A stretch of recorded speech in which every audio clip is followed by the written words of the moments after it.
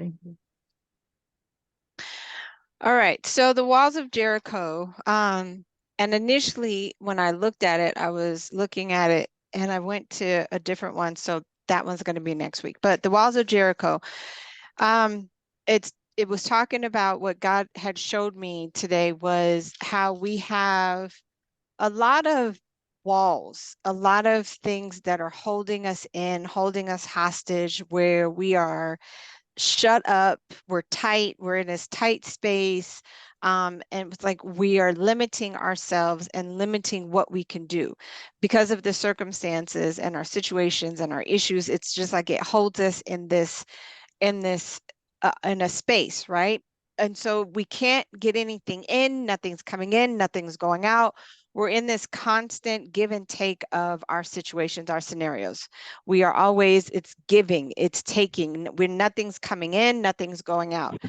So it's like we are just in this barren, dry land, like we're just dry because nothing can get in, nothing can get out.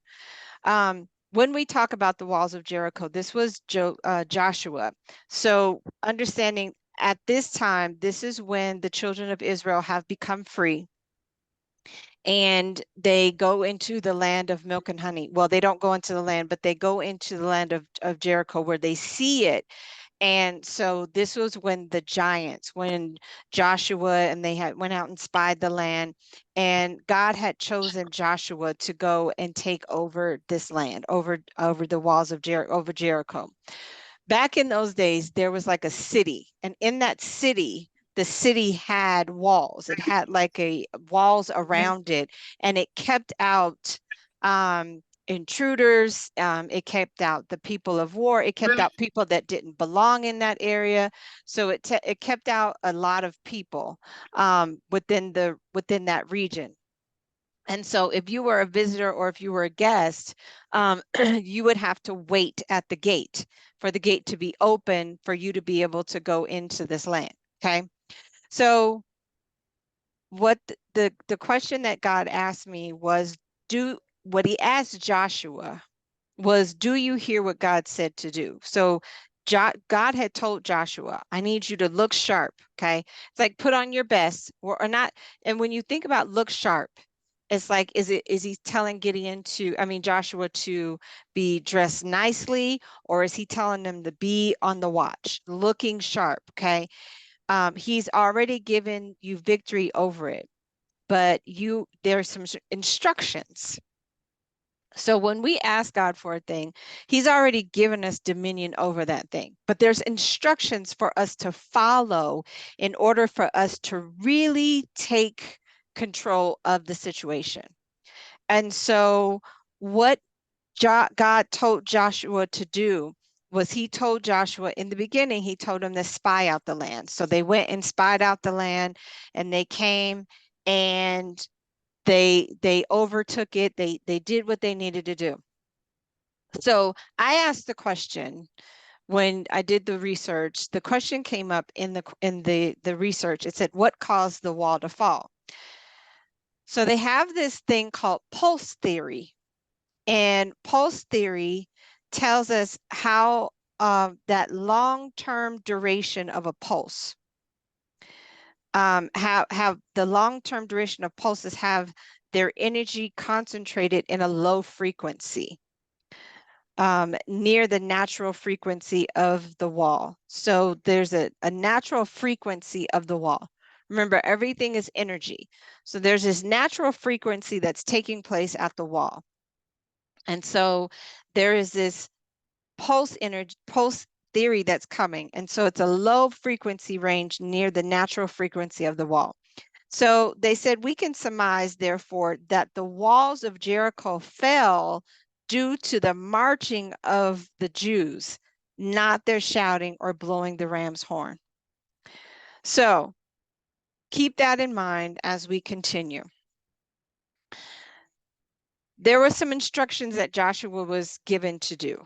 And the first thing that God told him to do was he told him to set aside a people. Like, I need you to gather up your army and do what you have to do. So then he says, I want you to march around the city.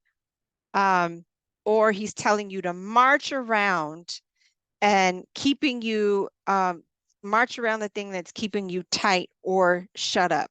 Now, these are the instructions that he gave to me to give to you all or to us.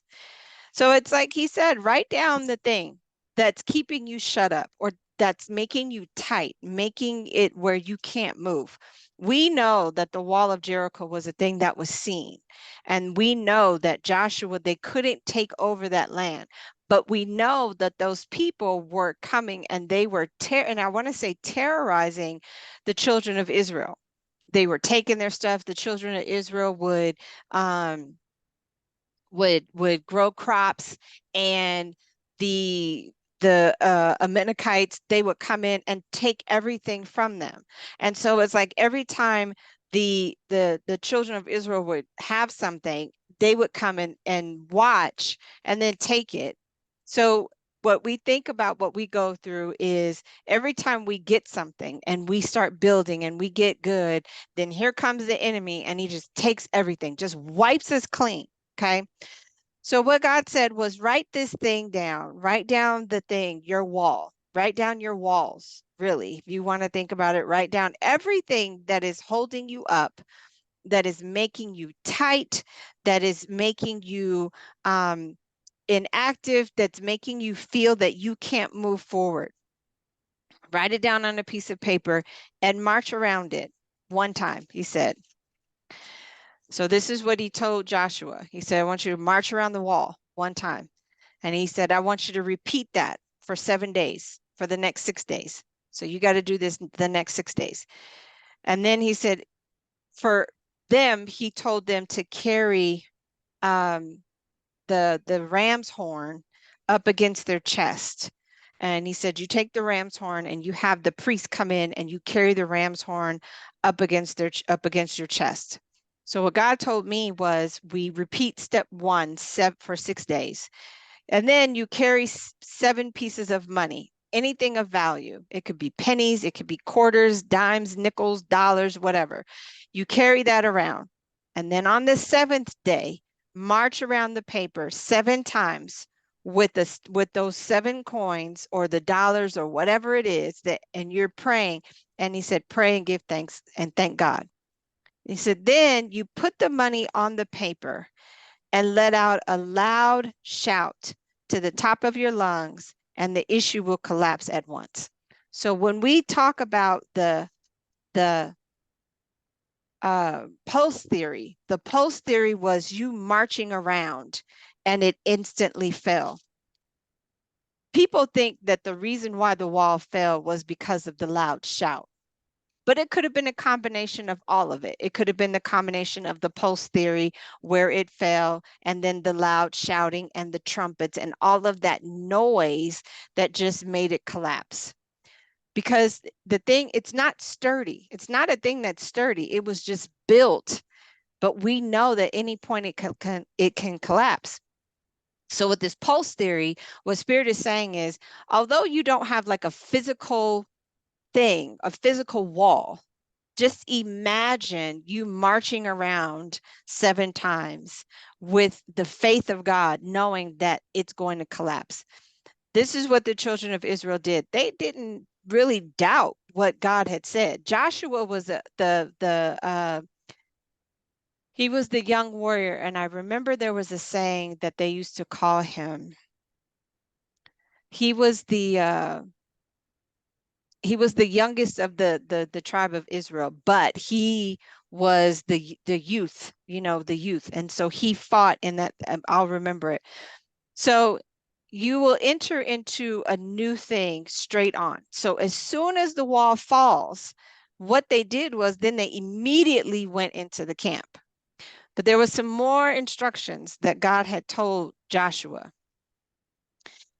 He told Joshua, listen to the voice of God. Now, what God told me to tell you guys was listen to the voice of God. When you're doing this, listen to his voice, and don't tell anybody what you're doing or even why you're going to why. You just wait for God to tell you when to shout, because that's what God told Joshua. He said, don't you do anything. You make it so crystal clear. Don't say nothing, not even a whisper, because I want you to be able to hear me when I tell you to do the shout. Okay. I want you to be able to know when it's time to shout. So in Joshua 6:5, to conquer being shut up or tight, it requires breaching or laying siege until the inhabitants exhausted all of their necessities, which often takes months. So when they were going into, when you would have those walls, if you had a city with walls, in order for them to go in and try to take over this city, normally what they would have to do is they would have to just kind of hang out outside. They'd have to wait outside, and they would have to wait for everything to be diminished. Their food, their water, all of the things. And so then the people would have to come out of the city, and then they would then, oh, okay. Then they would wait. And so it's like they'd have to lay in wait for the city to be empty before anybody can actually go in and take siege of this place. So what happened is what it Joshua in the city of Jericho, they were well plenished. They had everything that they need. They had all the necessities. So it would have taken them months to actually go in and take the inhabitants of the city, because they didn't want for anything. They had all they needed. They had the food, they had the water, they had the camels, they had everything. So that's why nobody left the city. But it was going to be a while, months, before people actually had to leave. So God will display his power to you by leveling the walls that held your ancestors in a frightened state years earlier. So when we talk about the walls of Jericho in this text, what God was saying is that Jericho, Joshua and the Israelites, this generation, they were going to be able to go in and take over the city that held their families in fright for 40 years. Remember, 40 years, they had just wandered for 40 years because they were so afraid to go in and conquer the land. Remember, they had spied out the land, but then they were like, well, no, we can't go in there. We're not going. So they've missed a lot of opportunities to go in and, yes, you'll be able to see it. So the children of Israel, so they were, when they got free, they started spying out the land. And remember, they said it's going to be like grasshoppers. They're just like grasshoppers. They're going to take us over. And Joshua was like, please, we got this, because Joshua knew who God was. He knew who God was in that moment. He knew who God was. He did not fear a thing. Okay. So the children of Israel were like, nah, we can't. And so they would just encamp outside of this land. And that's when God came in and spoke to Joshua and said, you got this. I chose you. So you go in and take over this land. So the thing that has held our family, our ancestors, our moms, our grandmothers, our great grandmothers, our sisters, our brothers, our dads, our grandpas, all those things that had held our ancestors hostage for so many years, that frightened them to not even want to move, to not even want to get into the the spiritual aspect of things, or not even want to fight the generational curses that just let these things linger, that swept things under the rug. Now we are this generation that says, no, well, I'm not scared of this no more. I'm not afraid to go in here and fight, because I know who's on my side. I know God is with me. So why would I be afraid when I know God has been with us for so long? Now, keep in mind, God had been giving them manna for a long time. The manna stopped, and they had started replenishing and build and having farmland. So they now they have farmland. The manna stops. Now God is teaching them how to build farms and create their own wealth and create. And every time they would do it, here comes the Amalekites. They would come in and just take everything from them. And so Joshua would probably, and you got to think about it. We are this generation, and I don't know about y'all, but I'm tired. I'm tired. Now we got to, we got to do something now. These generational curses that keep lingering, I'm not doing this. Things that scared my mom, things that scared my grandma, things that scared my great grandma. I'm tired of that. Things that scared my dad, my great grandpa. I'm over that. The lineage and his family, I'm over that, being afraid of that and not fighting. So what God says with God, the psychological warfare is ingenious. You are already paralyzed with fear. So think about the children of Israel when they got freed. They were already afraid. We should just stay slaves. I don't know why you got us out here. We could have just stayed slaves. You got us out here, Moses. And Moses is like, listen. Then that's when they started going backwards, doing things that they shouldn't have been doing things that they knew that were going to keep them paralyzed, stuck, and shut up and tight, because they weren't willing to understand that if God can free you from the hand of a Pharaoh, what makes you think he can't pull down a wall and allow you to walk into a city that rightfully belongs to you? Okay.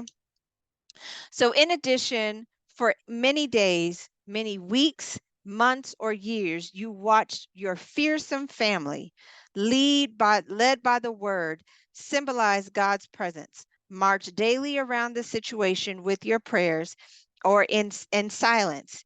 Imagine how you will feel on the seventh day, or the seventh month, the seventh week, or the seventh year, when you repeat this process over and over. How are you going to feel when the wall finally falls down? When it's finally done, when everything that is that has been keeping your family in this fear and this mindset of fear, this mindset of turmoil, this mindset of poverty, this mindset of anger, this mindset of jealousy, this mindset of low self-esteem, this mindset of low confidence, this mindset of saying that you can't do this, so why would you even try? Joshua, we can't go over here and do this. Do you see they're bigger than us? They're giants. Why would we go over here and fight them? And Joshua's like, please, do you know who we serve? Do you know who is rocking with us? Do you know who's on our side? And you guys are sitting here being fearful. God has not given us a spirit of fear, but of love, power, and a sound mind.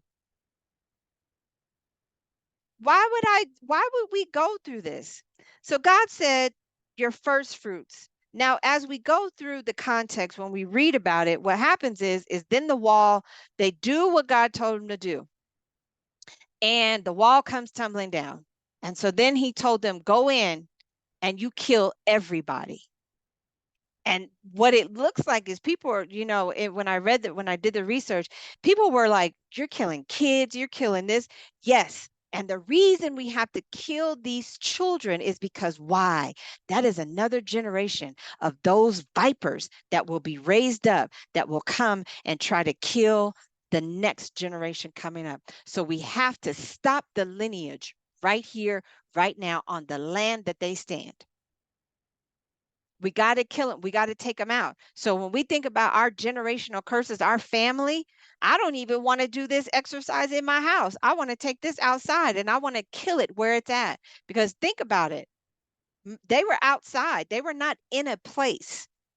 So it's a ritual. Think about the rituals that are hidden in the Bible or hidden in things that we have to do. Now, take that outside and do what you have to do. I don't care if you go to a park, whatever. Do what you have to do, that it'll never come back into your current dwelling place. Now, what he told Joshua was, he said, now it's done. Now you'll go in there and you kill everybody. Women, men, children, kill them all. And the reason you kill them all is because we don't want them to rise. We don't want them to come back. We don't want the haunting of this thing. You got to kill them all. Okay. So they go in and kill him. And Joshua told him, he said, listen, don't you leave out of there with nothing that does not honor God. Don't you take nothing that does not honor God. When we read the context, he told him, he said, the silver, the gold, and the bronze is of honor to God. Don't you take nothing else that does not honor him. So he says, those things that you take, that becomes the first fruits for the temple. Okay. You put that in the treasury, the temple treasury, but don't you bring nothing.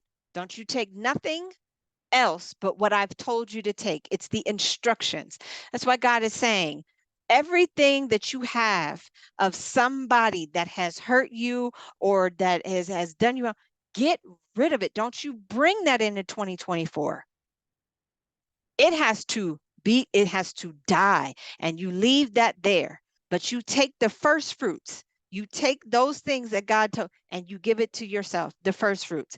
So then and God said that your first fruits are to be given to him in the acknowledgement that all comes from him. That's why Joshua told them, what you take, you put it in the treasury, because you put it in the treasury.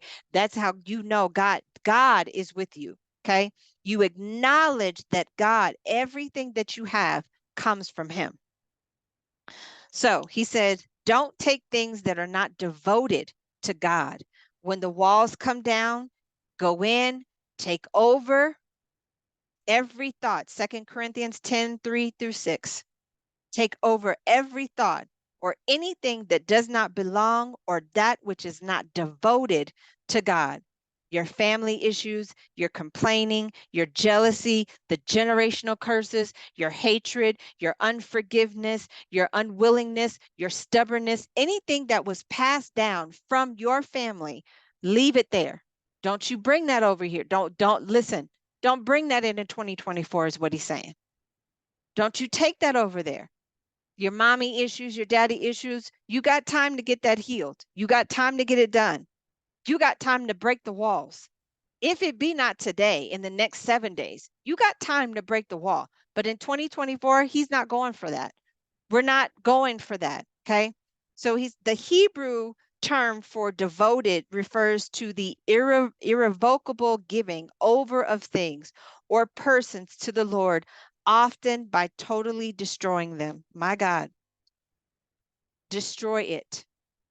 That's what he had to do. So when we think about the readings in Tarot, when you see the tower moment, I got to destroy that. I got to tear down this wall. I got to tear down everything, because if you go into another year with the same walls that I've told you to tear down, shame on you, because you have the instructions. You have the instructions. There is no need for anybody. You have the words, you have the instructions, you have everything that you need. Shame on you if you go into another year with the same wall, the same issues, the same things that keep you hostage, the same things that keep you stagnant, the same things that keep your mind so in these illicit thoughts, the same things that keep you living in poverty, the same things that keep you from not moving in business, the same things that keep you holding you up from a relationship, the same thing. You go into another year doing the same thing. This is why I tell people, if you go into another year doing the same thing on a different day, at a different time, at a different moment, that says so much, because it's time to make a change. That's why he said, take every thought captive. So my iPad was updating. I think I'm gonna go to this one. Hold on. Thank God for technology at your fingertips.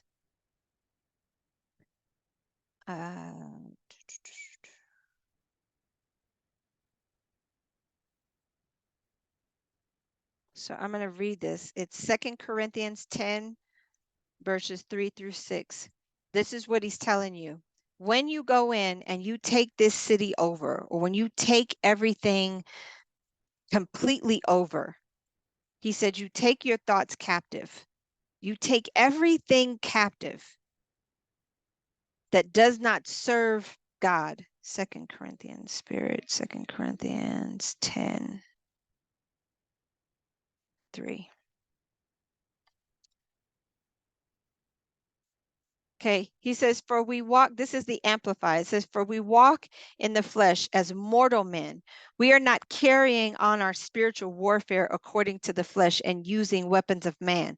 The weapons of our warfare are not physical weapons of flesh and blood. Our weapons are divinely powerful for the destruction of fortresses. Okay. Your weapons are your prayers.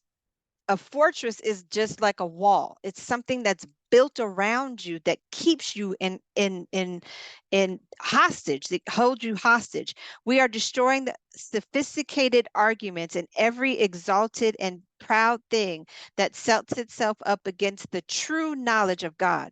We are taking every thought and every purpose captive to the obedience of Christ, being ready to punish every act of disobedience when your obedience as a church is complete. Listen, you have to take every thought captive and you have to tell your thoughts, we are not going this way. We're not doing this. Okay. Being obedient to the word. If you think about if Joshua hadn't have been obedient to the word, and he's like, oh, I didn't hear you tell me 6 times, 7. And then you want me to, just think of Joshua. If the people in the Bible didn't have faith and they didn't believe and they didn't walk in obedience, think about Jonah. Jonah's like, I'm not going over there with your people. I'm not going to do it. Okay. Because number one, they ain't going to listen to me. Number two, I'm tired of telling them the same thing over and over again. I keep giving them the same speech, but they ain't following the lessons. So now why would you have me going over here? You want me to go back to Nineveh to tell these people something that they already know? I done been telling them and this is me paraphrasing for Jonah, old Jonah, because that's how I felt. Oh, Jonah, I done been telling these people over and over again. I've been praying for them. That's why I stopped going to church. God, I said, we've been doing this for 30 some odd years. Combined total, we've been doing it for probably 60. Okay. And we doing the same thing on a different day at a different time. We come to church, they leave out, they angry, they nasty, their disposition is terrible. And you want me to go in here and pray for them? Because as soon as we leave here, they finna go back out here drinking, they finna go smoking, they finna do all this. So for me, God, I feel like I'm just wasting my time. I'm wasting my prayers. I'm wasting my energy. And ain't nobody gonna fill me back up when it's all said and done. So you want me to go over here and do that? Now you think about if Joshua had told God that. Nah, nah. Now listen, they didn't even listen to you when they got free the first time. Can you imagine Joshua telling God that when we got free? You remember, God, when we got free, they was out here murmuring, complaining, didn't even want to do what you told them to do. They was being disobedient when you gave us manna from heaven. Remember, they was taking more than what they should have, and then they was leaving when you told them to take more. So why would I want to go over here and fight for these people? But you know what? Joshua said, listen, I need to be free myself. I don't care about y'all. And this is how I'm going in 2024. I don't care about y'all. I'm finna be free because the Bible says, whom the Son sets free is free indeed. I'm finna walk in my freedom. I'm finna walk in my purpose. I'm finna walk in prosperity. I'm walking in my wealth. I'm walking in my healing. Josh was like, listen, y'all can do whatever you want to do. But when you go over there, please don't touch nothing. Don't take nothing that don't belong to you. Leave it there. But get whatever, and whatever you take, you better make sure it's gold, it's silver, and it's bronze. And you take that and you put it at the altar of God. Don't you do nothing else. Put it in the temple. Okay, put your fruit. That's the first fruits because that lets God know we know that everything that we got right now, this victory we got came from you. Okay. So I'm gonna read out the Message Bible, 2 Corinthians chapter 10. So remember, it gives the chunk. So it's tearing down barriers. We're tearing down the walls. We're tearing down the barriers. That's what we need to do before we hit 2024, y'all. We should be so free. We should be walking like, I mean, just cloaks just going. We should be in the wind, flying high. Okay. It says the word is unprincipled. It's a dog eat dog out there. The world doesn't fight fair, but does not live or fight our battles the way that way. Never have, and it never will. The tools of our trade aren't for marketing or manipulation, but they are for demolishing the entire massively corrupt culture. We use our powerful God tools for smashing warped philosophies, tearing down barriers. God, I thank you for this word tonight, erected against the truth of God. What altar has your family erected that needs to be eradicated? Remember, we talked about Elisha and the altars. What altars have your family members erected and put up that now we got to tear these down? There is no way I'm going in 2024 and I'm going to keep doing that. I'm going to have these generational curses of lying or manipulation or poverty. I tell myself this, girl, shut up. Why you keep talking to yourself like this? Just be quiet. Yeah, it won't change the dialogue, but we have tools to tear down the barriers eradicated against the truth of God.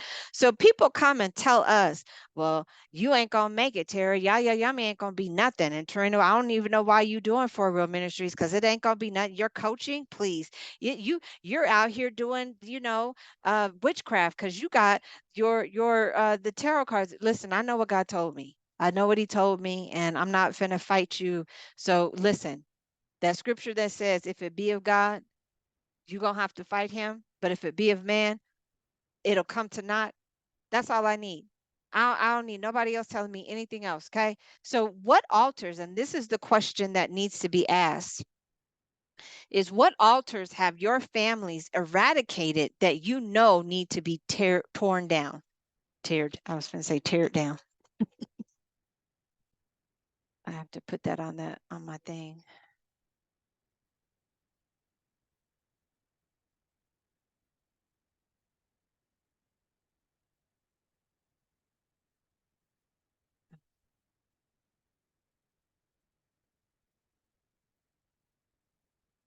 Okay. So he says, tearing down barriers erected against the truth of God. So these are things that have been built up against God. Now we need to eradicate it. We need to tear it down. We need to, whatever's been erected, whatever's been built, family things, family curses, in poverty, your mental, your emotional, your relationships, because it has affected us all. We've been together for 2.5 years now, going on 3. We know that our families have erected some altars that need to be eradicated, that we need to tear them down. Okay. Fitting every loose thought and emotion and impulse into the structure of life shaped by Christ, shaped by the word. Our life needs to be shaped by the word. We are tearing things down, but we have to put our thoughts and our emotions and the impulse, and we have to structure it in the life shaped by God. Our tools are ready at hand for clearing the ground of every obstruction and building lives of obedience into maturity. Remember, we talked about development. That table that he created for us, that he prepared for us. That's the table that we sit at, and we understand the word, and we gather the word, and we understand that God, okay, this was erected. My level of maturity was erected. Who did it come from? What? For what? Hold on, y'all. What's in the car that you need? I don't think so, but check and see. So it's those tearing down those barriers. What altars have been erected that we need to eradicate? The walls of Jericho that are in your life, the walls that need to be torn down. Okay. So when God mentioned the first fruits, he said, give to yourself, pay you the first fruits from what you earn. Malachi 3:8. Now, I don't know how we ended up there, but as I was writing this and I was studying it this morning, I was like, okay, well, God, you said to give the first fruits back to the temple. You told us to give it to the temple treasury. That's what you told Joshua to do. But he was like, if you just keep going, I'm going to tell you why. Okay. So he says, give your first fruits from what you earn. When the word said to bring your full tithe to the temple, that means to give you first. Let's go to 1 Corinthians 3:16. 3:16. 3:16 and 17 says, you realize, don't you, that you are the temple of God, and God himself is present in you. No one will get by with vandalizing God's temple. You can be sure of that. God's temple is sacred, and you remember you are the temple. So when we give the gold and the silver and those things. We are giving that back to ourselves. That's why they put it in the temple treasury. Okay. But now we have to understand that now when Jesus died on the cross, he ripped the veil. So now we are the temple of the living God. So anything that we take, when we go in and we take that stuff from our family members, baby, you better put it in that's your first fruits, because that's what God is saying. So anything that you get, the spoils of what you get, that's in your earnings, that's in your business, those first fruits, those go right directly to God. Okay, that goes into the temple. That means you give to yourself first. Okay. So what God is saying, you are the temple, so fill your storehouse first. He said, because you will have meat in mine house. If we read Malachi 3, chapter 8 and 11, let's read that so y'all can get an understanding. You know, they said, in all that getting, get an understanding. 3, 8 and 11. By being honest, this is the message. By being honest, do honest people rob God? But you rob me day after day, is what he said. You ask, how have you robbed me? In your tithe and your offering. That's how. And now you are under a curse, a whole lot of you, because you're robbing me. Bring your full tithe to the temple treasury.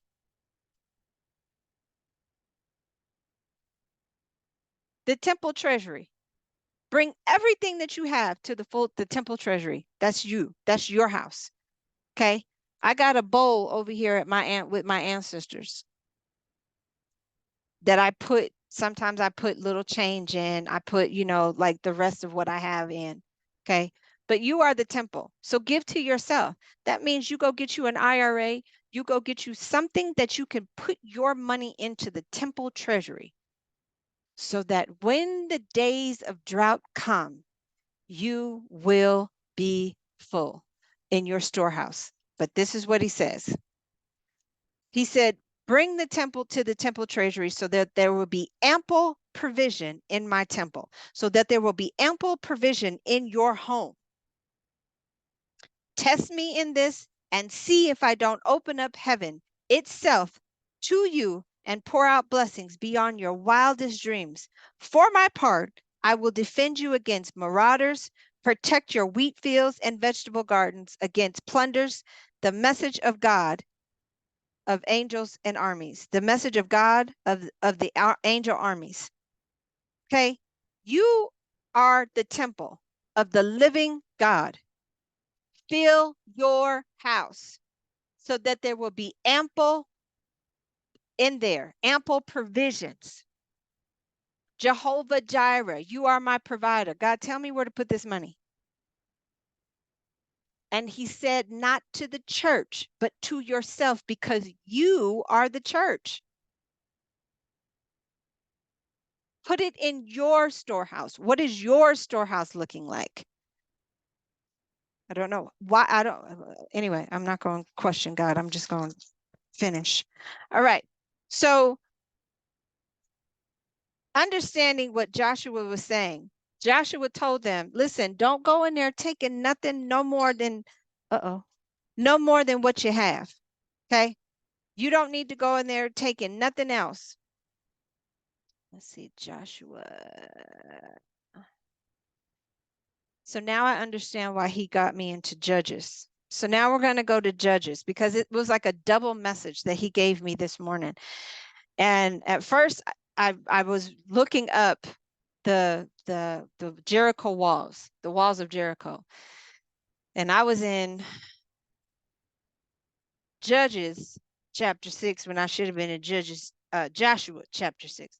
But I ended up in Judges chapter 6. So let us go to Judges chapter 6, because really this whole message is about to tie together. And I just feel the Lord telling me that's why. And I'm like, well, God, why would it? Because I was in two different places. And when I looked up, I was like, this don't have nothing to do with the walls of Jericho. None of this had to do with, when I'm reading it, I was like, well, God, no, that don't have nothing to do with that. Has nothing to do with that. This is Gideon. Okay. So I done went from the walls of Jericho, and I'm thinking, well, God, okay. So I'm reading it and I said, well, this ain't in there. my whole thought process went, and I wrote down Judges chapter 6, and I'm reading it thinking I'm getting a whole message. And I was like, well, this ain't it. Then I went back to Joshua, and Joshua, and I read there, and then I was like, okay.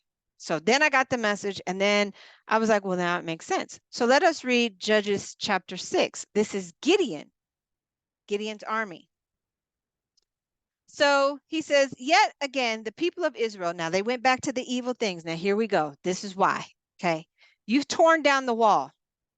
God, I thank you for just tying it all together, because now it makes sense. Because I was like, what are you doing? Why was I here? I was here first, and then I went to Joshua. So now I understand why I'm here. Now, listen, you done tore down the walls. Okay. Everything's done. You've gotten your plunder. You've gotten your temp. You've gotten everything that you need. Okay. He said, now, yet again, the people of Israel went back to doing evil in God's sight. Now, here you go. You done went back. God put them under the domination of the Midian for 7 years. So now here we go back in 7 years of plunder. God put them under dominion of the Midian for 7 years. Midian overpowered Israel. Because of Midian, the people of Israel made for themselves hideouts in the mountains, caves, and forts.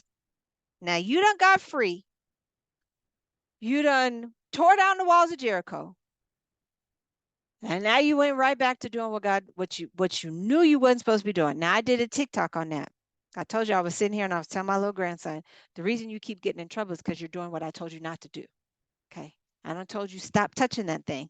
And now he did. I said, stop. Stop it. Just stop. And I said, you keep getting in trouble because you keep doing what I keep telling you not to do.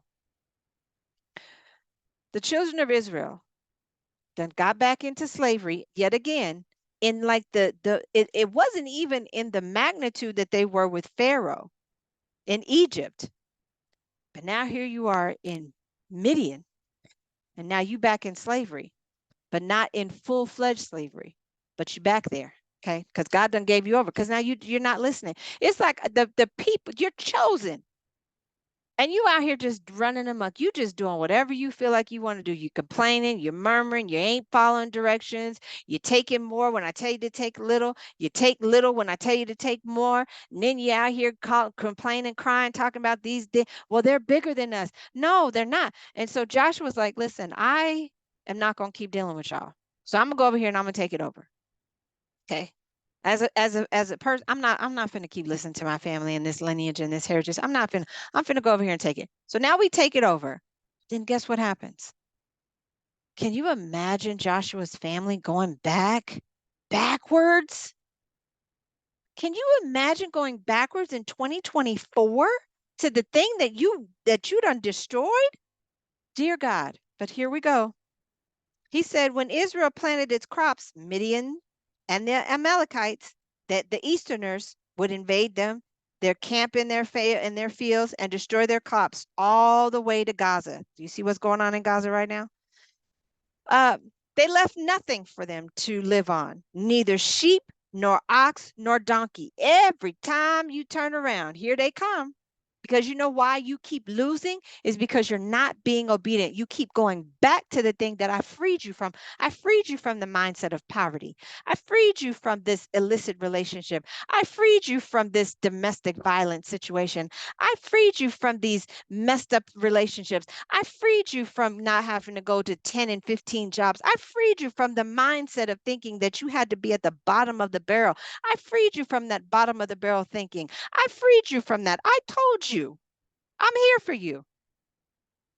I freed you from all that. I gave you all thoughts. I gave you everything. I gave you the land. I freed you. I freed you from them people because I told you to kill them all. So you won't have to deal with them no more, never. But here you don't went back. And you picked up pretty much where you left off. Okay. So now you ain't got nothing. Bringing their cattle in the tents. They came in, took over like an invasion of locusts, and their camels past counting. They marched in and devastated the country. The people of Israel, reduced to grinding poverty by Midian, cried out to God for help. Now here we are. We back to crying out to God. God, I need your help. God, help me. Crazy thing is, look us up. If you see my TV, is Adonai is up there. You crying out for God. I told you what to do, Tara. I told you. March around the wall. Take your first fruit. Give it to me. I told you. I gave you the instructions. And why are we back here? Can you imagine your father asking you, "Why? How did you get back here? You were free. You were wealthy. You had land. How are you here?"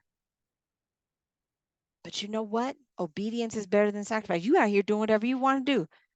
Then you're not telling me. Then you're not coming to me. You're not talking to me. And so now I'm finna let them have you. I'm finna let them take you over. Okay. You. That's it. Okay. One time when the people of Israel had cried out to God because of Midian, God sent them the prophet with this message. God, the God of Israel says, I just told you, I delivered you from Egypt. I freed you from the life of slavery. I rescued you from Egypt's brutality. And from then, every oppressor, I pushed them out of your way. I gave you their land. I said to you, I am God, your God. Don't for a minute be afraid of the gods of the Amorites, in whose land you are living. But you didn't listen. I freed you. I gave you everything, Tara. I gave you everything, Deanna. I freed you from the oppressors, the brutality that you were going through. I freed you from all of that, Tangi. I gave you everything, everything that you needed. I told you, don't be afraid. I've never given you a spirit of fear, but of power, love, and a sound mind. And yet here you are out here afraid. And now, and you didn't listen. Okay. One day the angel of God came and sat down underneath the oak tree in Ophrah that belonged to Joash the Abizarite, whose son Gideon was threshing wheat in the winepress out of the sight of the Midianites. The angel of God appeared and said to him, God is with you, Tara. God is with you, O mighty warrior. Gideon replied, with me. You know how we do with me, little old me, little old Deanna, little old Tangela. He's with me. Is he? He's with me. He said, hold on, let me take this off. Okay. He said, God is with you. Gideon replied, with me, my master? If God is with us, now here we go. We become a Gideon in the beginning. If God is with us, why has all this happened to us? If God was with me, why has all this happened to my family? Why am I in poverty? Why am I why is this been taken? Why is my car? Why is my gas? How come the money? How come we don't have no food? Why is this happening? Right? Why is this happening? Where? This is what Gideon says. Where are all the miracle wonders our parents and our grandparents were told us about? So grandmama and them was telling us about all this stuff. Where's that guy? Because right now we broke. Okay, we in poverty. Where is that guy? Tell me where he is. Where's this miracle working God that my grandmama and them told me about? Terry, do you want to say something? No, I'm just shaking. I'm agreeing. Oh, where is this guy? Because this is what Gideon said. Where is he? They've been telling us about this man for 40 years. Where is he? Didn't God deliver us from Egypt? The fact is, God has nothing to do with us. He has turned us over to Midian. He ain't got nothing to do with us. He's turned us over to poverty. He done turned us over to these stupid relationships. He done turned us over to these sorry men. He done turned us over to me working 2 and 3 jobs. He done turned me over to living paycheck to paycheck. But God faced him directly. Ooh, God turned to him and he said, go in strength. That is yours. Save Israel from Midian. Haven't I sent you? Okay, go in strength and save your family from these generational curses. Didn't I send you? Haven't I sent you to do this? We know that we've been called for a purpose. Didn't I send you for this? Go in strength and take care of what I told you to take care of. Okay. He said, Gideon told him, me, my master, you, me? How? And with what could I ever save Israel? How can I save my family? With what? I'm down to the last dollar I got. My account's in negative. This is my story. My account's in the negative. Okay. We barely making it. I'm barely getting by on the things that I have. I need new tires on my car. There's so much in it. With what? Tell me, oh God, my master, with what? What am I supposed to save my family with? He said, however shall I save Israel? Look at me. Okay. Now Gideon was just a little runt. He was a little tater tot. He wasn't even at the stature of a real warrior. So he's like, look at me. Because if we telling God right now, God, look at me. I'm living paycheck to paycheck. Okay. I'm working 2 and 3 jobs, God. God, I'm in an extended stay. What are you talking about? What are you saying? God, I live with my son. What what did you what do I have? What am I supposed to be doing? Tell me what I'm supposed to do. He said, look at me. My clan's the weakest in Manasseh, and I'm the runt of the litter. I'm the smallest one of them all. They know my family is the weakest. They know we don't have no stature, we don't have no leverage, we don't have nothing. They know. And then out of all of them, I'm the littlest of them all. I'm the only girl. I'm the middle child of them all. Okay. I'm the one that they didn't really pay attention to. But you, me? Okay. All right. So Gideon kept going. He said, now, God said to him, listen, Trina, I'll be with you. Okay. Believe me. Okay. You'll defeat the Midians. You'll defeat these generational curses as one man, as one woman. You gonna defeat this, Tara, Deanna, and Tangent. Y'all, we gonna defeat this as one person. Okay, one person. Gideon said, if you're serious, now we got to test him. So if you're serious, do me a favor, God. Give me a sign as to back up what you're telling me. Okay, this is the Message Bible. He said, but just give me a sign just to back up what you're saying. Because now if you're telling me I'm the chosen one, that I can defeat all that, just give me a sign. And he says, and don't leave until I come back and bring you my gift. Now here we go into this ancestral thing that I loved, and it just tickled me so much. He said, I'll be back. Gideon said, don't you move. I'll be right back. Gideon went and he prepared a young goat and a huge amount of unraised bread. He used over half of a bushel of flour. He put the meat in a basket and the broth in a pot and took them back under the shade of the oak tree for the sacred meal. How many of y'all feed y'all's ancestors? None of us, because I haven't done it in a while either. Okay. The angel of God said to him, take the meat and the unraised bread and place it. God, I thank you. Oof. Place them on the rock and pour the broth on them. And Gideon did it. The angel of God stretched out the tip of the stick. Well, here's that rod. Stretched out the tip of the stick, and he was holding, and touched the meat and the bread.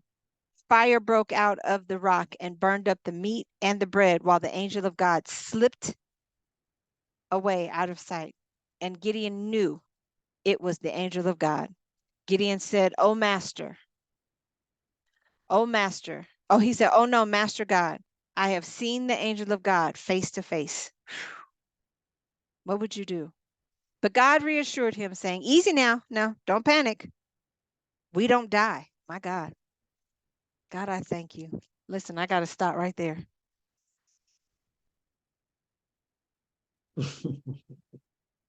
Mm. God assured him, take it easy. Don't panic. We don't die. Our ancestors don't die.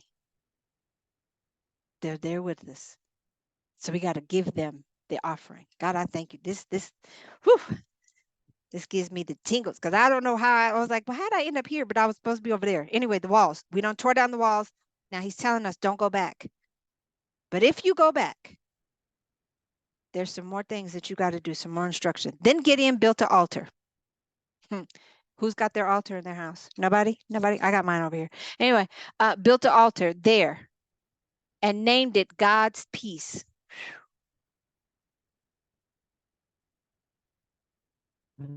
Build an altar and name your altar.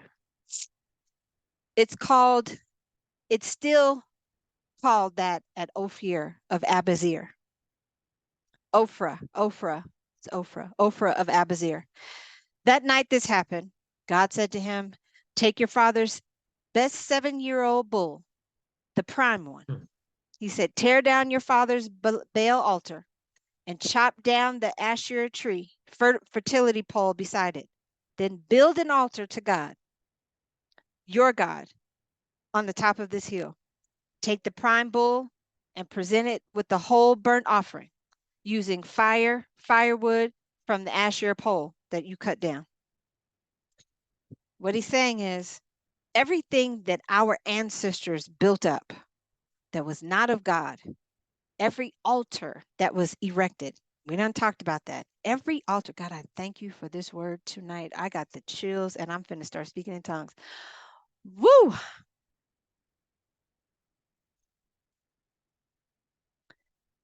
Every altar that was erected from our family, from the ancestors, from our daddies, our mamas, he said, you go tear it down and you use the very thing that you tore down and you build a fire with it. Burn it, but you build me an altar there.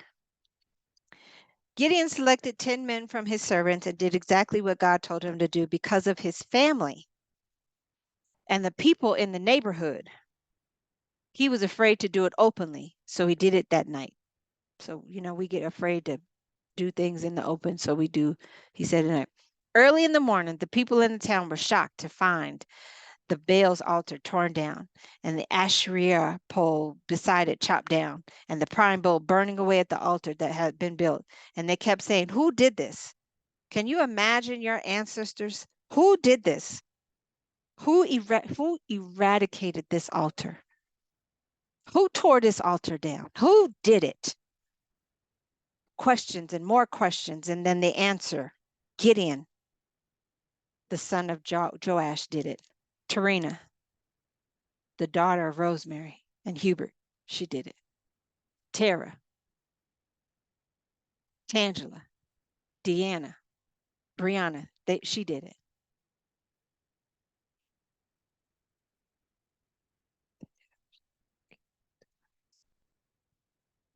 I will talk about that, Deanna. So Tara did it. Tarina did it.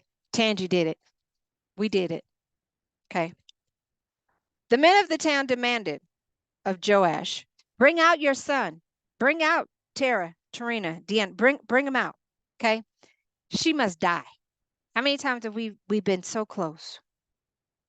So close. The enemy tried to take us out with just and I'm gonna tell you my story. The enemy tried to take me out with a common cold.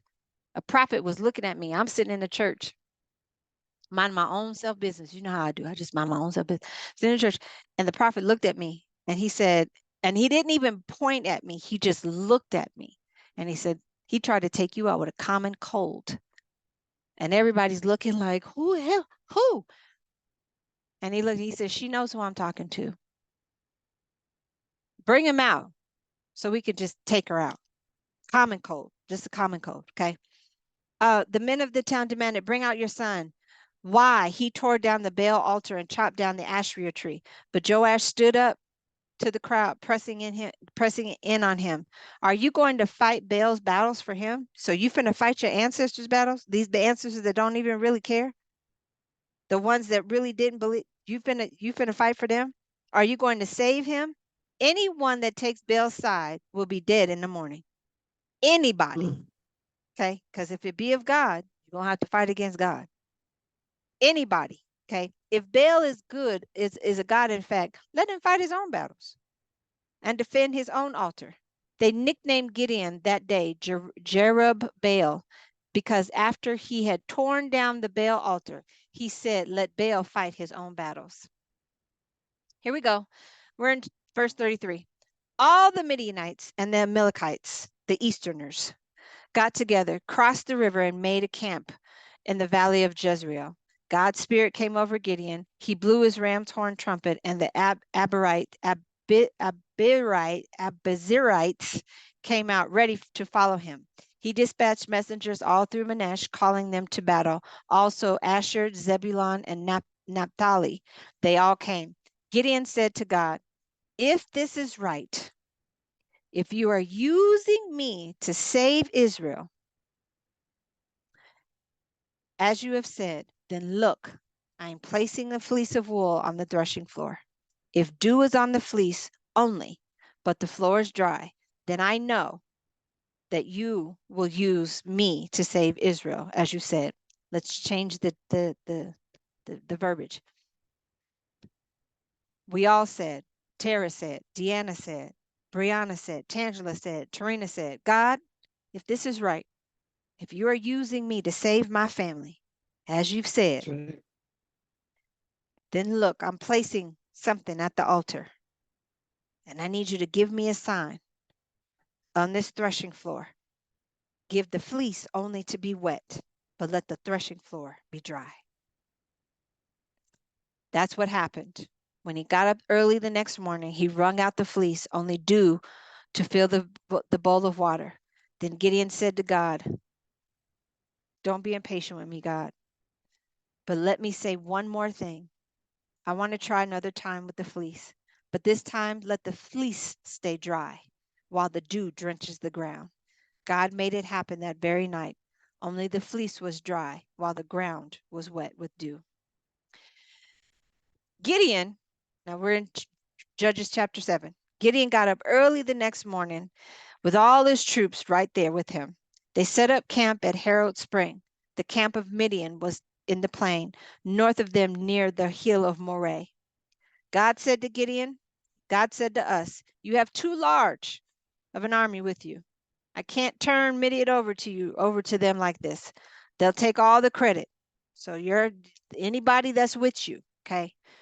Anybody that is in your camp right now, you got too many people standing around beside you, okay? There's too many. I can't give these things over to you because what'll happen is the people around you will think that it was them and not God. So there's some people that y'all hanging around. Y'all need to get rid of them because what'll happen is when you go to them, it'll be them thinking that it was them. But God said, you got too many.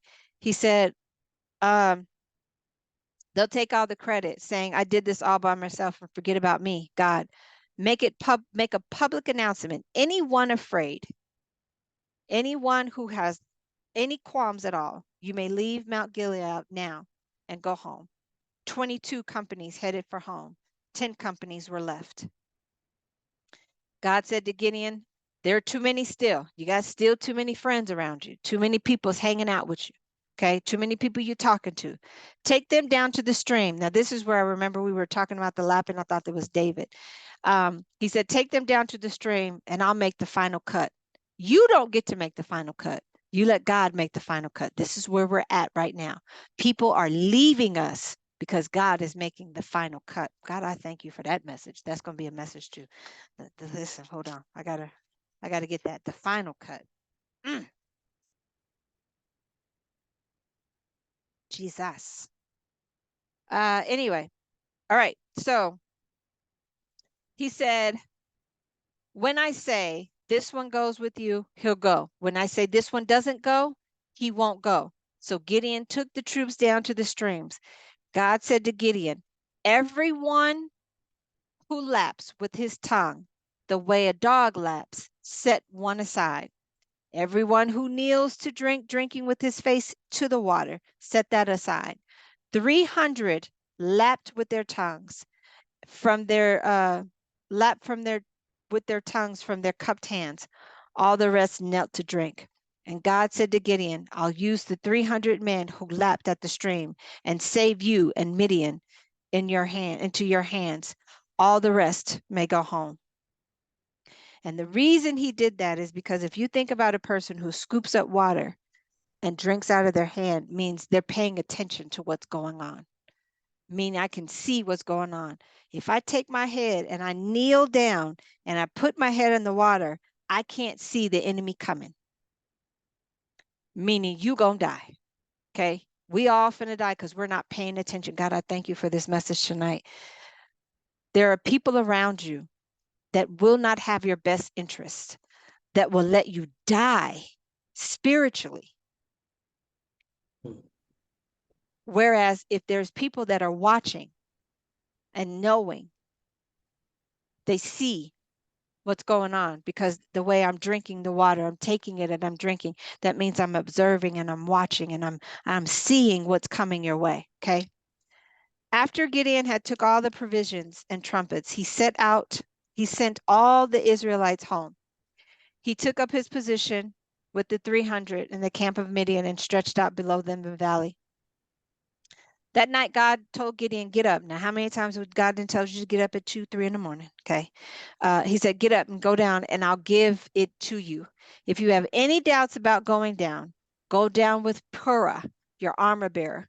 When you hear what they're saying, you'll be bold and confident. He and his armor bearer Purah went down near the place where the sentries were posted. Midian and Amalek, all the Easterners were spread out on the plain like a swarm of locusts, and their camels past counting, like grains of sand on the seashore. Gideon arrived just in time to hear a man telling his friends of a dream. He said, I had a dream. A loaf of barley bread tumbled into the Midian camp. It came to the tent and hit us so hard it collapsed and the tent fell. His friend said, this has to be the sword of Gideon, son of Joash, the Israelite. God has turned Midian, the whole camp, over to him. When Gideon heard them telling of the dream and its interpretation, he dropped to his knees before God and he prayed. Then Gideon went back to the Israel camp and he said, get up and get going. God has given us the Midian army. He divided the 300 men into 3 companies. He gave each man a trumpet and an empty jar, and with a torch in the jar. He said, watch me and do what I do. When I get to the edge of the camp, do exactly what I do. This is what you tell your friends. Don't you do anything other than what I tell you to do. You do what I tell you to do. And your children and your family, whatever. Do exactly when I and those with me blow the trumpets, you also all around the camp blow your trumpets and shout for God and for Gideon. So they get down, they do what they have to do, and this is where 25 comes. So all the men of Ephraim rallied and captured the fords of the Jordan and Beth Barah, and they captured the 2 Midianite camp commanders, Oreb Raven and Zeb the wolf. Want to know what the Raven and Wolf? They killed Oreb at Raven Rock. Zeb they killed at Wolf Wine Press, and they pressed the pursuit of Midian. They brought the heads of Oreb and Zeb to Gideon across the Jordan. So listen, we have torn down the camps, right? We have torn down the walls. We've torn down all the walls that are in our life, the walls that our families have eradicated or erected. And now we must go in and eradicate these walls. We got to tear them down. But when you tear them down, please don't go back. This is what God is saying. Don't go back. And don't go back to the things that you know that you're so comfortable in because you feel like your family's a weak family. Okay? You're not a weak person. You're strong. Although Gideon was like, I'm the smallest of them all. Sometimes we think that we're the smallest of the group. Sometimes we think, God, well, God, why would you choose me? You know, I'm not the greatest of them all. Why would you pick me out of all the family members? And I remember asking God that, why would you out of the brothers, why you pick me? He said, because I knew you would do it. I knew you wouldn't fight me. I knew you wouldn't go and do your own thing. I knew that you would trust in me with all your heart and lean not to your own understanding. But in all your ways, you will acknowledge me and I'll direct your path. And I'll tell you, Gideon, where to go. I'll tell you, Joshua, what to do. I'll tell you, Elisha, how to fight this enemy. I'll tell you how to do it. But you have to trust that I'm going to do what I said I'm going to do. And you have to believe that I called you for this purpose. So tearing down your walls and Gideon, you guys got some homework. I'm going to send you, there's two actual forms that you're going to get. But you got to pay attention to what God is saying, what God is doing in this hour. We are in right now 2023, which is number 7. It's the year of completion. There's some things that God wants to complete before you get in 2024, which is the number 8, which is new beginnings. You cannot put new wine in old wineskins. You cannot put new things in an old thought process. You cannot put new money in an old way of thinking. Okay. You got to start building, and you have to start listening to what he's telling you to do, how to fight, what are the walls? What are the things that are keeping me? What altars have been erected in my family? We talked about that, I want to say a couple of months ago, about the altars that were erected. When we talked about Elisha, what walls were, what altars were put up that now we have to go in and we have to and pull them down. It is a real thing that we have to do, because if we don't do it, we will walk around like the children of Israel for years, and we've been doing it right now. 30 some odd years we've been walking around just living the way that our parents have living, or like I said, our influence. What is the influence that we've been living under? Wait, where was that? We had talked about that too. Are the people that we've been influenced by. It's not in that notebook. Table, the 5 people at the table. Yeah. Nope. Yeah, that too. But it was exposure. Our level of exposure. We've been exposed to altars being erected in our family that we never really paid attention to. We never really paid attention to how our parents did things. We never paid attention to the things that our parents did. We never understood, why is this altar here? What does this altar mean? And sometimes they didn't even build the right altar. They just built the altar because it looked good. But what does it mean? So now we have to tear down these altars that our parents have built, the altars of poverty, the altars that our name isn't great, the altars that say that we are always going to have low self-esteem, the altars that say that we can't move forward, the altars that say that we're not going to be, we're not going to be, I don't know why I heard the word famous, but that we're not going to be, famous, or we're not going to have. What are these altars that have been erected, that have been created? The altars of poverty, low self-esteem, miscarriages. Think about women who have had miscarriages, women who have been, birthing out these children that don't have fathers, that are not even in the picture. We're birthing out, we're going to the altar, and we're using this thing because it's the level of exposure. That's what we were exposed to. Do you remember that there was it was a kind of a story where the woman would get a roast, and she would cut off the butt off the roast, and she would put it in the pan, and then the daughter went to her, and she was like, so she just started cutting it off. And so the mom came to her, and she was like, why are you doing that? And she said, well, because my mom did it. And she said, the mom said, finally the grandmother came and she said, well, Mom, why? She said, well, Grandma, why would you do that? She said, because the pan that I had wasn't big enough for the roast. The level of exposure will make us do things that don't make no sense. God, I thank you for this word, that don't make no sense. It will make us do things that don't make sense. So God is saying, just get a bigger pan so you can put the ham in the pan, right?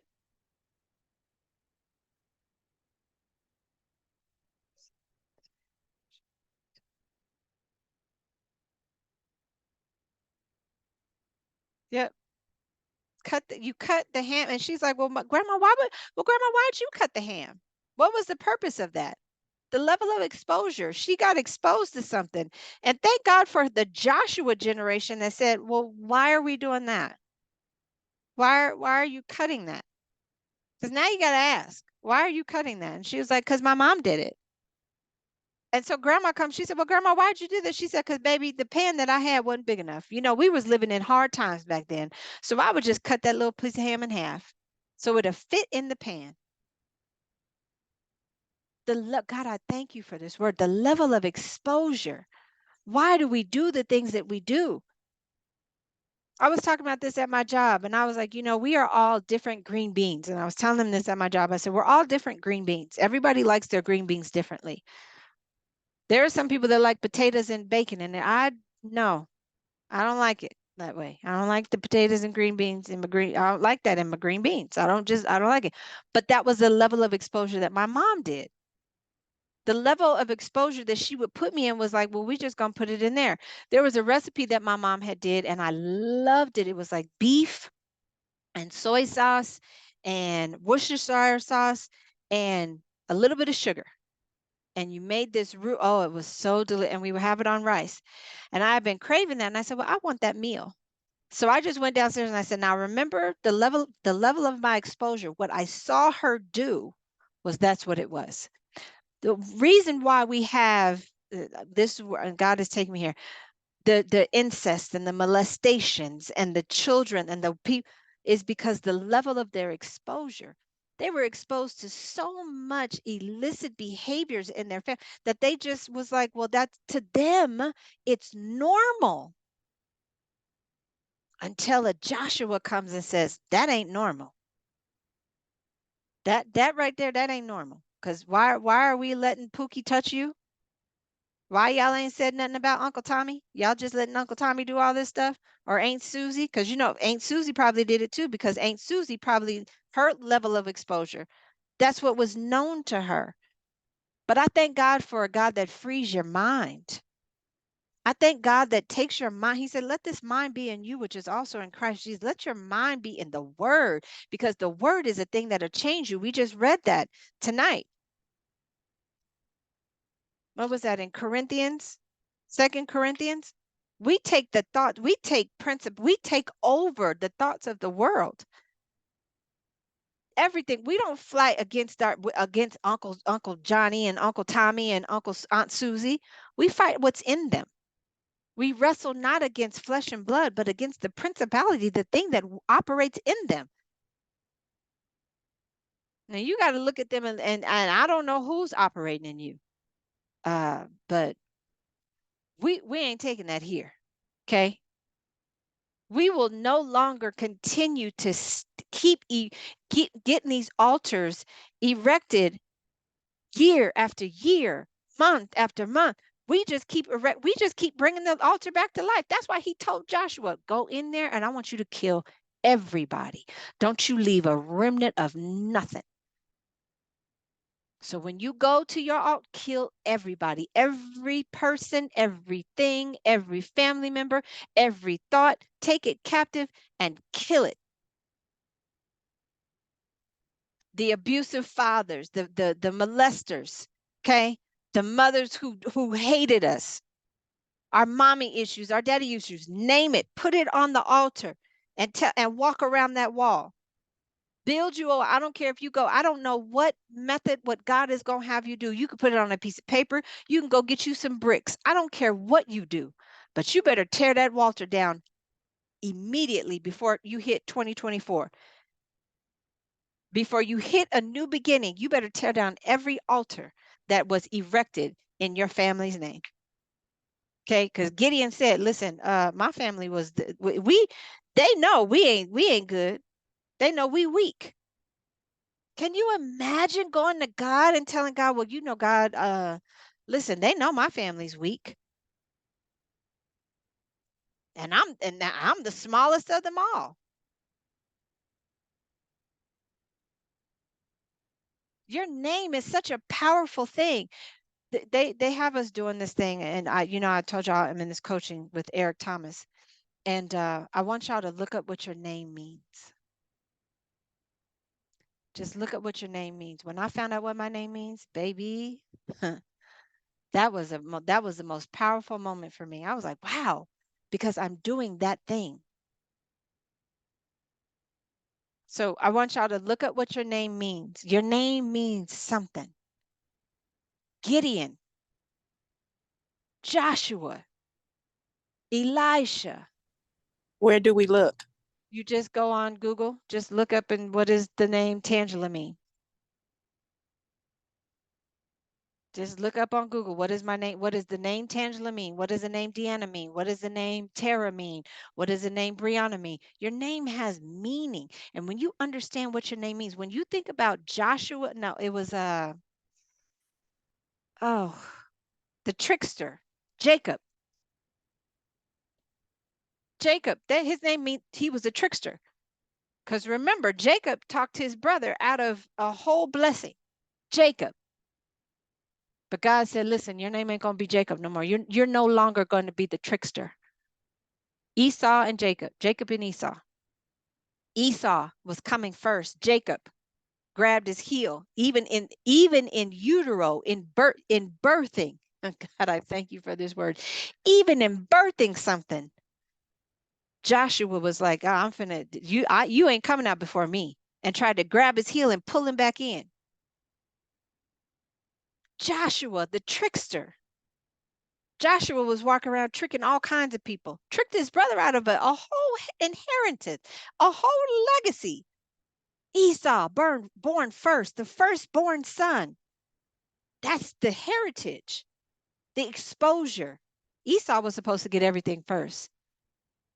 Abraham was supposed to bless. And here comes Jacob, Joshua, listening to his mama, and he tricked him out of his blessing. Joshua, the trickster. But then he said, you know what? He wrestled with God, and he said, I'm not going to leave here until you bless me. He said, your name will no longer be Joshua, but it shall be Israel. A whole nation will be birthed from you. This is what he told Joshua, a whole nation. And now we have the children of Israel. Okay. Understand, your name is such a powerful name. And I want y'all to look at what your name means. That's going to be on your homework. That's going to be on that. They will. I will put that on the Google form.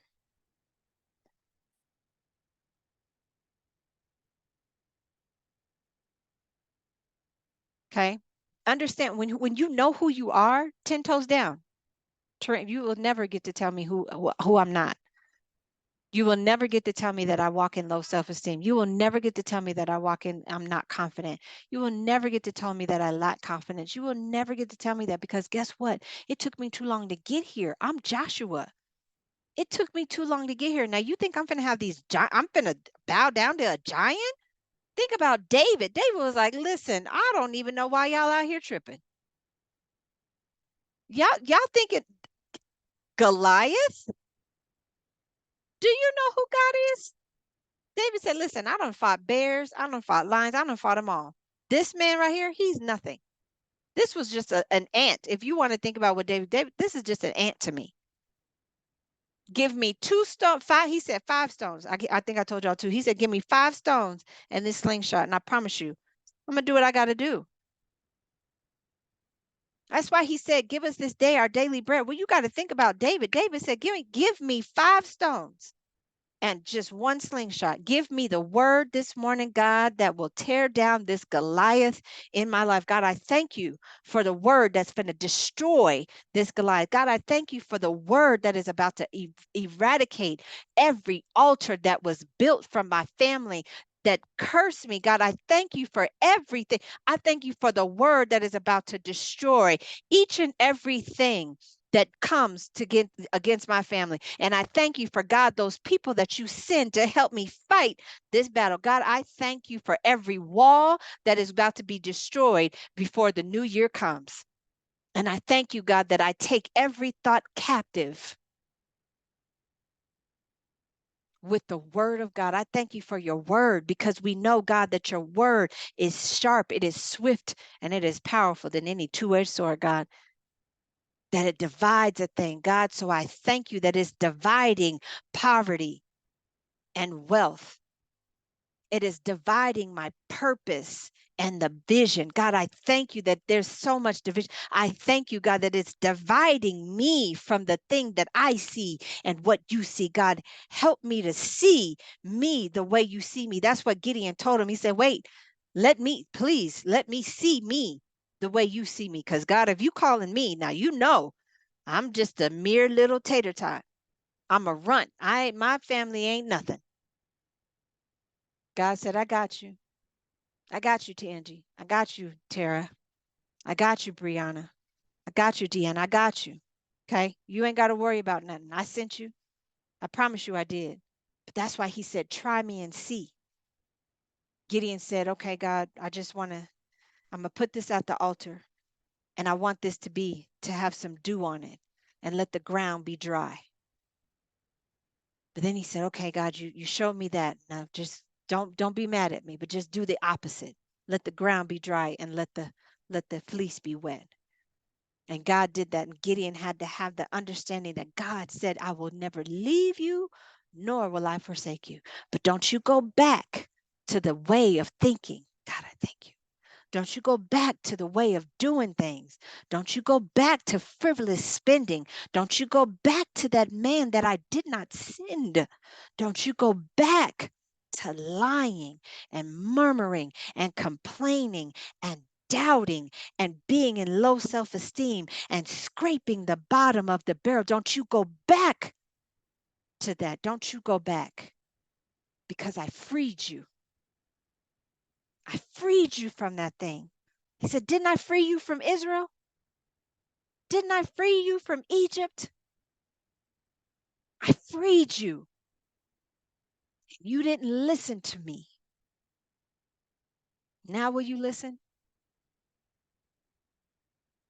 Now will you listen? We got 27 more days, 28 more days until we hit 2024. I would not want to go into 2024 with the old bags or the old altars or the old way of thinking in a new time. There's just no way that I can do that.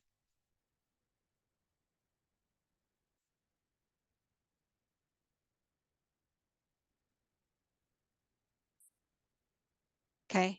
There's no way that we can go into a new year doing the same thing. You have something to say, Miss Angela? Show me your altar again. I want to see it because I got to build mass. I don't have one. But before, I got to go get my stuff. Hopefully my camera stay on, but that's mine. That's it right there. Okay. You got a I'll little send, table. yeah, just the table. You got to have a white cloth on it. And then I asked them like what I need to have. Like, they like the liquor, they like to drink. So give them some liquor. I have my incense, my candles go here. I can't see it. You put it down. Put your phone back up. Oh, sorry. So I have my oils, my herbs. I can't pull my thing too far. But I'll show you a picture of it. But I have like, my plants. You got to have the elements. Okay. So you got to have fire, water, earth, and air. You got to have the elements. Fire, water, Earth and air. Okay, so that's water is your water. They love water. Water is a powerful manifester as well. Okay, your earth is your so you see I have my stick.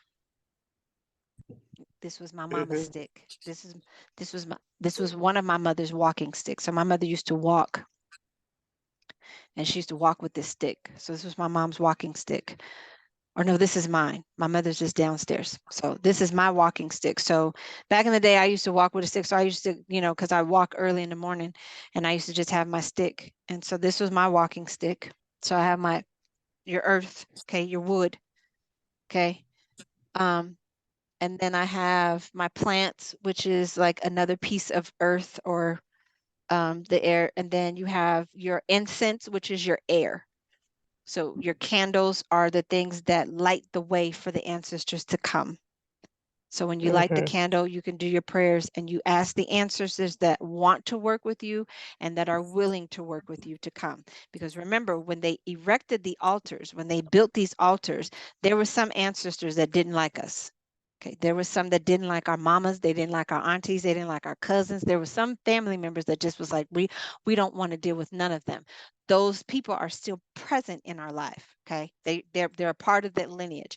So you have to ask any ancestor that wants to work with me and that is willing to work with me. I need you to come forward, and they will come and tell me your name. Okay, ask them who is you. Remember, Jesus was at the day, well, who are you? Okay. Ask them who they are and take stock of who they are. Find pictures of your ancestors. So I had my mother and my grandma at my altar at one point. And I realized my grandmother and my mother didn't want to work with me. It's sad to say that, but they didn't. And you can feel it. You could just feel that they just don't want to work with you. My mother would show up at times and she would look, but then she would leave. My grandmother came, she would just kind of look, and then they would leave. They would never give me any kind of advice, and that's because they didn't know how. Okay, so I have my rock, my stones. So if we think about going back into, I want to say it was where we just read about Joshua. If we go back to Joshua chapter 5, talks about the 12 stones that was on the breastplate. See, people think we just out here just willy-nilly just with our stones, huh? Nope. They mean things. Your stones mean things. Okay. So you have your stones. I have my stones at the altar. I have my grandma used to use snuff. So crazy. And she asked me to go get her some. And I'll never forget this brand, because y'all remember back in the day, we can go to the store and we can get our grandma and them cigarettes and the snuff. Y'all remember that? So my grandma used to do snuff. So she used to put the tobacco. I don't hear you. But she used to put the tobacco. So they ask you for things. There was one time I remember my mom asked for almonds. And I'm like, I can't eat almonds, but it was my mom. And then I went to the store and they asked me to get fruits. So when you think about Caleb, was it Cain and Abel? So remember, Cain was the meat and was Abel the vegetables, if I can remember correctly. So you have your meat and your vegetables, okay? So they asked me for pomegranate, they asked me for pineapple, bananas, oranges, limes, lemons, and I put it in my bowl. I haven't done it in a while. So I know they just like, she ain't, see how God said you don't listen? You don't listen. You just out here doing whatever you want to do. Okay. So I got to fill up my altar. So the water, you got to make sure your water's there. I have the oil. Sometimes they'll ask you for liquor. When you make a plate, you are to feed your ancestors too. But you don't want to do it all the time, because what it'll do is it'll keep them in this level plane. You just want to feed them. Make a plate and, give them an offering, okay? You need something done, just make sure you feed them. Make sure you give them the offering and tell them. It's just like when we went to, like when we go to church, the offering, the first fruits. So if you make a plate, the first plate should go to your ancestors. Nobody should have the first plate but the ancestors. So you give the first fruits to your ancestors. Anything that you make, you give that to your ancestors to honor them, because all you're doing is you're honoring them, and you're validating that they exist in this world. Okay. So you go and get that. You can get some dirt from outside. You can go to the gravesite and get you some dirt from the gravesite. And that the dirt from the gravesite will be the thing that you can kill a thing. This stuff is deep, but that's the thing that you kill a thing. So I was in meditation one day, and I remember they told me to ask who your guide was, and I heard the word Makita, and Makiba? I said, well, and I'm like, is it Makiba or Makida? Like, who are you? And she said, Makita. So I went and looked it up. Makita is the Queen of Sheba. Look it up. I promise you.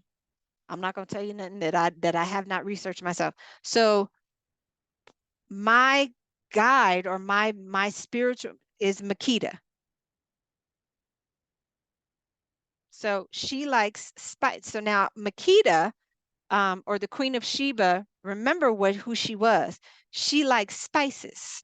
She was the wealthiest woman because she dealt in spices. She was the seller of spices. So at my altar, I have my spices. Salt, cinnamons, and I just listen to ask them what I should put there. Like when I clean my plate, and I haven't cleaned it in a while. I know they like, go clean it, but I haven't cleaned in a while. So I ask. Everything that's in there is in my cabinet. So it's sage, it's pepper, salt, cinnamon, sage, marjoram, berber, cumin, what are these? Marjoram seeds, cinnamon, sugar, all those things are at the altar, and then olive oil. So that's my olive oil. So that's what she likes. So you're just reverencing all your ancestors and your guides. So the white sheet, you put the white sheet down on top of it, and you make sure you clean your altar, because I haven't cleaned mine in a while. I've been really disobedient. So clean your altars and make sure that there's no debris, and you just honor them. Make sure you have a light, your plants, your water, and just things that, revere your ancestors. So, when you go to church, you have, some people have those little mini Ark of the Covenants. They have, the Bible. Sometimes they have cloths at the altar. When we used to do First Sunday, or even when you walk into the church, sometimes they still have that altar at the front of the church. That's an altar. Whether they want to like it or not, that's an altar.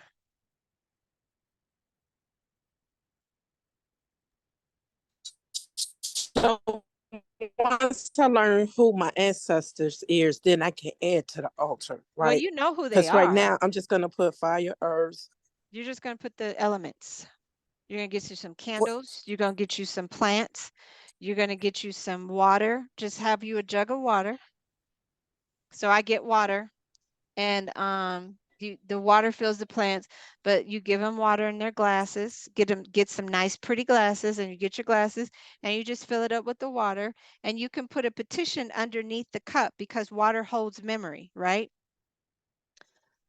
So, like, remember when he says, be anxious for nothing, but through all things, through your prayers and supplications, let your requests be made known, like your petition. So you write your petition on a piece of paper. I don't know if you can see it, but you write your petition on a piece of paper, and you put it underneath the water, and you pour the water, and you let it hold the memory, and then you can drink the water. Your rituals that we do. Remember, we did the body of Christ. This is the blood. This is the body. Communion, first Sunday, we would take the body, and we would, I think,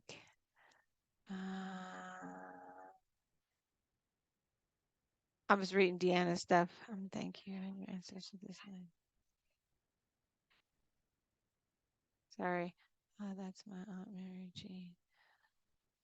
Yeah, so you'll ask your ancestors to come forward, those that want to work with you and those that are willing to work with you. And I'll send you, she said relay, I will. So I'll send you how to do that. It's going to take me a minute to get it um, to get it in writing for you, but I'll, I'll show you, and then I'll kind of give you all the, what it looks like to have your altar, because your altar is something that you revere. Like, you remember when Gideon went and he put the meat, so he went and got food. Yeah, I'm gonna give you food. Remember when Abraham was taking uh the son up to the mountain, the ram was in the bush. That's an offering. So a meat offering, you have a meat offering, you have a fruit offering. But I just put it all at the altar. So your first fruits, when you go to the grocery store, make sure you get, oh yeah, I will. So you make sure the first fruits go to your ancestors. Make sure anything that you get first goes to your ancestors. Okay. Your storehouse is your tithe. You are paying yourself, because you remember, you are the temple. So you are paying yourself first. So you're going to give to yourself your first fruits. So that means this: if your check is $200, $20 of that money goes back to yourself. That means you got to find somewhere to put that money. I don't care if it's in a they have on Amazon. So I went to the Dollar Tree and I got these little mini chests. I got like 6 of them. But I got these little mini chests, and oh, my daughter's got stuff in here. She put her jewelry in there. But anyway, she's got her jewelry in there. But you can put your first fruits and get something bigger. Find something that you can put your first fruits in, and you pay yourself first. That means you don't spend that, but it's having your needs met, having your things filled in your home. Remember when we talked about Joseph, when Joseph taught Potiphar how to have the storehouse, and when the years of famine came, they had an overabundance. So that's what you're looking for. You're looking to put your money into some kind of investment, because you are investing in yourself. You are putting money back into yourself, not into a physical church. Because remember, he said, you are the temple. We are the church.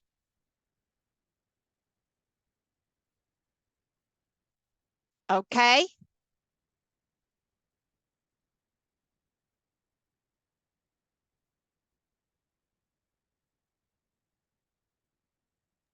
Okay, if I need any help, I'll call you to help guide me through it. Yeah, I'll do it, like Deanna said, to do a video. So I'll do a video on it. So that way you'll know. Shit has gotten hot and stuffy in here like it's. Oh, I appreciate the video because I'm gonna need it. Yeah, I'll do a video on what it is, and I'm gonna try to talk as slow as I possibly can, because I know it's one of my downfalls. Tell You know, Albert, there's that girl, there's my voice. There's you the know, voice. That's my downfall, is I talk real fast and I'm trying to talk real slow.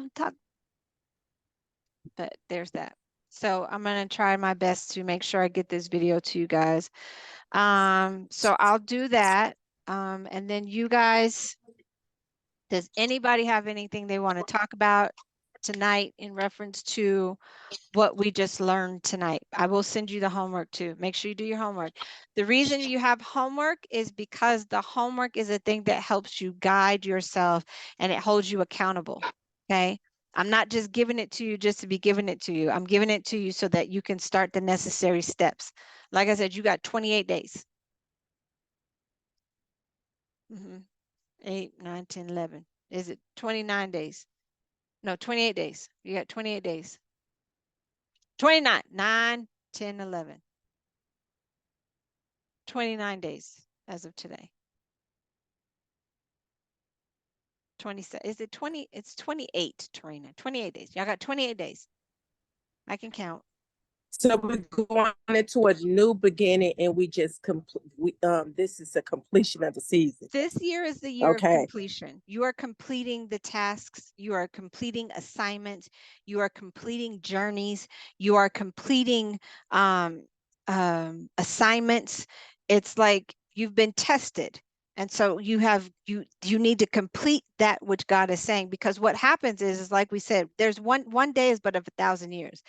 You have to complete the assignments, because if you don't complete the assignment, what's going to happen is you're going to be like the children of Israel wandering around 40 years trying to get what God has given you, because you haven't gotten it, because you're murmuring, you're complaining. Okay. So he's saying you got to complete the assignments. You got to do the assignments. We're in the year of number 7. Okay. Completion. You have to complete the things that I tell you to complete. You cannot have your healing not complete. You can't have your business not complete. You can't have any assignment not complete, because it's like graduation. 2024, January 1, 2024 is like graduation day. You completed the task and you're going on to the next part of it, of the thing.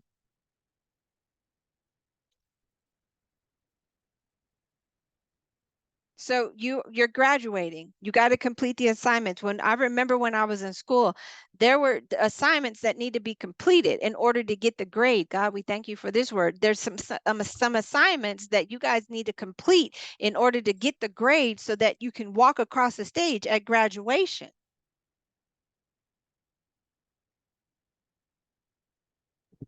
So the assignments that we have to complete is the assignments that you give us.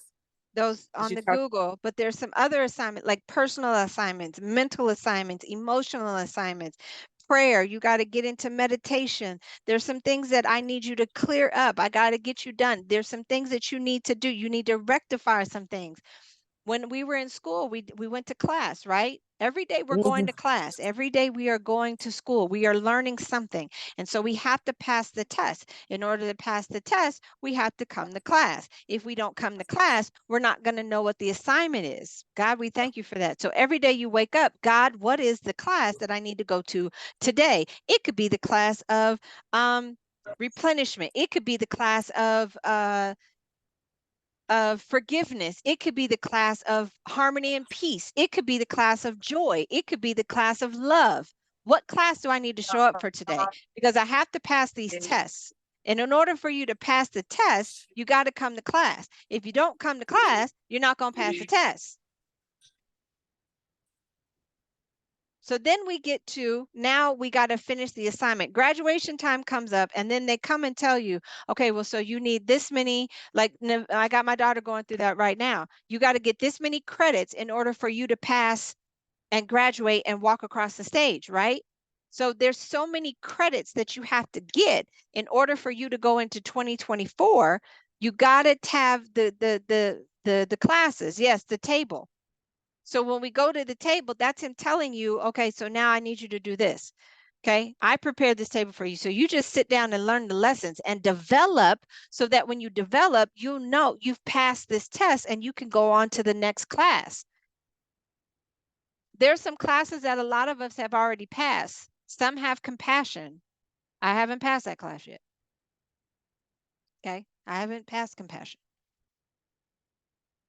But I'm learning. I got to learn compassion. I got to learn love. I got to be open to a thing. I got to be able to just surrender. Whew. The class of surrender. That's what I'm going through. I got to surrender. Surrender to the things that I don't understand. Surrender to the unknown. God, I don't know where I'm going, but God, I surrender. Okay? So it's just a surrendering. It's, for me, it's surrender. It's compassion.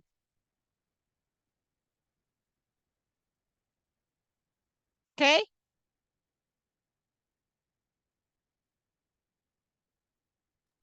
Okay, go.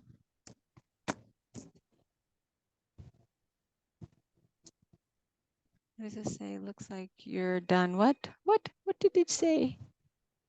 Oh, no. Okay, I think this is going to hang up on us, and I don't want this to. I don't know what's going to happen because something just happened. Oh, dear baby Jesus.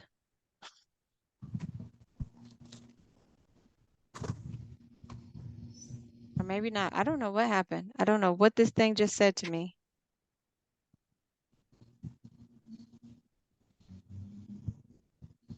Well, very good. All right, my people.